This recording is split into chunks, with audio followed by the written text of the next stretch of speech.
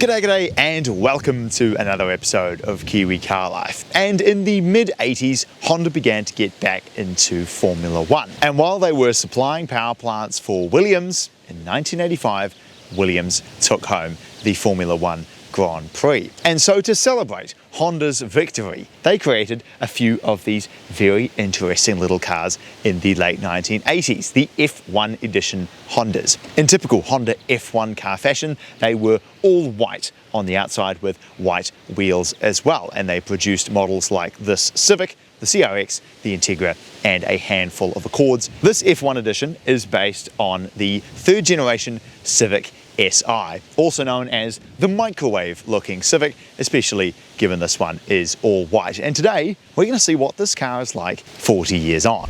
The engine that powers this 1986 Civic SI F1 edition is a ZC engine. This is kind of the predecessor to Honda's VTEC era, where all of the Civics and Integras were then powered by the B16 and B18. But before those engines came along, you had this engine here. In essence, it's a D series, but with an improved head, with double overhead cams rather than just single overhead cams. And as a result, it makes a pretty decent amount of power for a 40-year-old 1.6 litre naturally aspirated 4-cylinder engine. It now makes 135 horsepower, right on 100 kilowatts, but of course in typical Honda fashion it doesn't make a whole lot of torque, about 125 newton meters. So while it won't exactly be towing a boat behind it anytime soon with all the thunderous torque that it has, because these cars weigh less than a ton and make bang on 100 kilowatt, which is about the power of a 2012 era Suzuki Swift, which people consider to be a hot hatch, I suppose,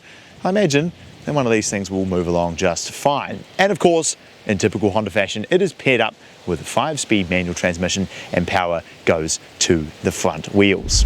And finally, the interior. And this is something that Honda has always done very well. While this car is now a 40-year-old car, so it's not exactly especially well equipped by today's standards, the quality and the fit and finish of all of the materials, Hondas are just a little bit of a step above. The way the climate control knobs here feel in the middle is really nice, along with the indicator and wiper stalks. The gauge cluster looks fantastic. I love the little white needles with the orange text, a nod to the Type R's that were to come. The seats in this one, because it is an F1 edition, are bespoke to this car, and they are surprisingly comfortable even all of these years later. Normally these would have had an F1 steering wheel as well, but this one now has a personal steering wheel instead. The feature list includes air conditioning, which is remarkable for 1986. It's got fog lights, a rear demister, lights and wipers, and that's about it. So you're certainly not buying a car like this for its incredible array of features inside. But what you do buy it for is its fantastic fun driving experience. So let's take the Civic for a drive and see how it goes.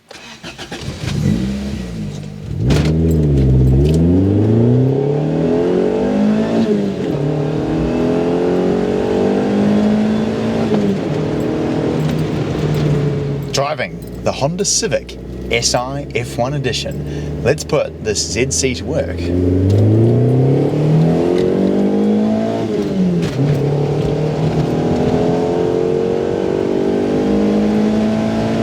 Holy moly, okay, I did not expect that. For a non-VTEC engine, it's amazing how this thing comes on cam A. Doesn't do a whole lot when you're at 3,000 or 4,000, but you know, put your foot down, not really doing much.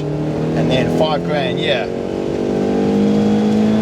Holy moly, that thing just absolutely hauls at the higher RPM. It's actually amazing how much this thing really pulls when you get the revs up, which is super cool because it's so rewarding to wind it out. You want to get it singing, because down at 3 and 4, it's responsive, but it ain't really doing a whole lot. Whereas by the time you get it up, you know, 5-6 grand, this thing just comes alive. It makes you want to just, oh, it's actually unbelievable how the speed increases as the revs come up. And you know, for only 135 horsepower, this thing is pretty impressive, I've got to say. And no matter what year, whether it be from today or 40 years ago, Hondas they just have a way that they drive, and this car is no exception.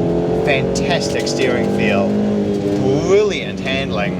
And unlike the Honda City that I reviewed, which really had no power, so sure, once you got it up to speed, then you could really make use of the handling. This thing actually has the power to get up to speed, which is fantastic. 6.5, 7, 7,200 into third.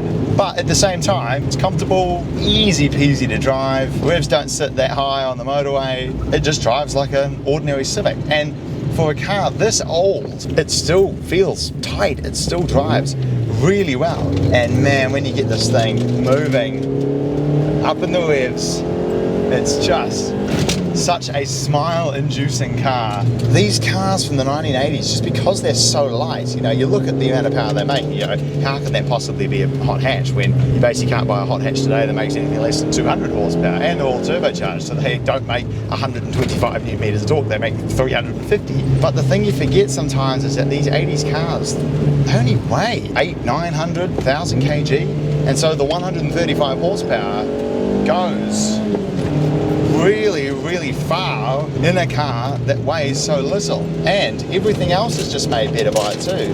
The handling, aside from our terrible road surfaces here, is just phenomenal. And fundamentally, what I love about this car compared with quite a few other older cars that I've driven is that it can do both. It can be super fun to drive, which most old cars are, but it can also just drive like a normal Civic. And so, I hope you've enjoyed this look at the 3rd gen Honda Civic SI.